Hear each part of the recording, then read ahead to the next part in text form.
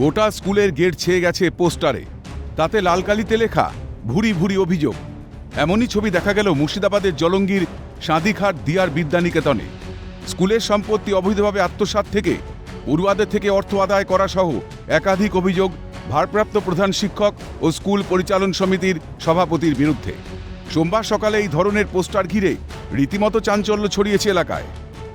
ছেলে মেয়েদেরকে বিভ্রান্তি করছে।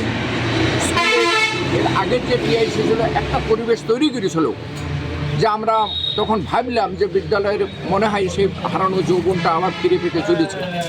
আবার উনি রিটায়ার্ড করার পরে আবার বর্তমানে যে টিআইসি সেই টিআইসি এবার হজবরল পরিস্থিতি। কোনো দিন 4টে পর্যন্ত কোনো ক্লাস হয় না, কোনো ছেলে মেয়ে পড়াশোনার কিছু হয় না, আসে যায় বেতন পায়। এইটা হচ্ছে বর্তমান বিদ্যালয়ের পরিস্থিতি।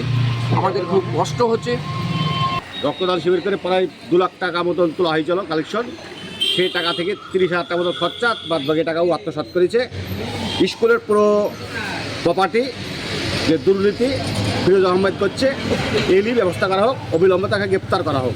পোস্টার কে বা কারা বাড়িয়েছে সেটা আমরা জানছি না, তবে মানুষই বাড়িয়েছে, অবশ্যই এলাকার ছেলেমেয়েই বাড়িয়েছে। তবে সমস্ত অভিযোগ মিথ্যে বলেই দাবি ভারপ্রাপ্ত প্রধান শিক্ষক ও স্কুল পরিচালন সমিতির সভাপতি। বিষয়টি নিয়ে তদন্তের দাবিও জানিয়েছেন তারা। অভিযোগ থাকলে এত মানুষ, হাজার হাজার মানুষ এসে এত সফলভাবে সুন্দরভাবে এই স্কুলের ঐতিহ্য এবং তার উদযাপনকে সমর্থন করতো না।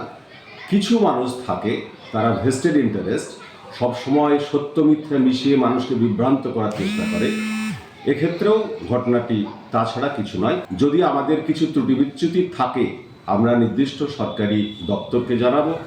স্বচ্ছতার জন্য তারা আসবেন এবং প্রতিটি ক্ষেত্রে তারা ইনভেস্টিগেট করবেন, দেখবেন সরজমিনে। 1/4/2022 থেকে যে আমার এই সাঁদিঘাট দিয়ার বিদ্যানিকেতনের প্রেসিডেন্ট হয়েছে, তারপর থেকে যে অভিযোগগুলো হয়েছে, আমি সম্পূর্ণ তার ভিত্তি নাই, কোনো রকমের ভিত্তি নাই। আমি মনে করি এটা মিথ্যা। কে বা কারা এই ধরনের পোস্টার দিয়েছে তা এখনো স্পষ্ট নয়, তবে এই পোস্টার ঘিরে শুরু হয়েছে জল্পনা। মুর্শিদাবাদ থেকে বিশ্বজিৎ কর্মকারের রিপোর্ট, ক্যালকাটা নিউজ।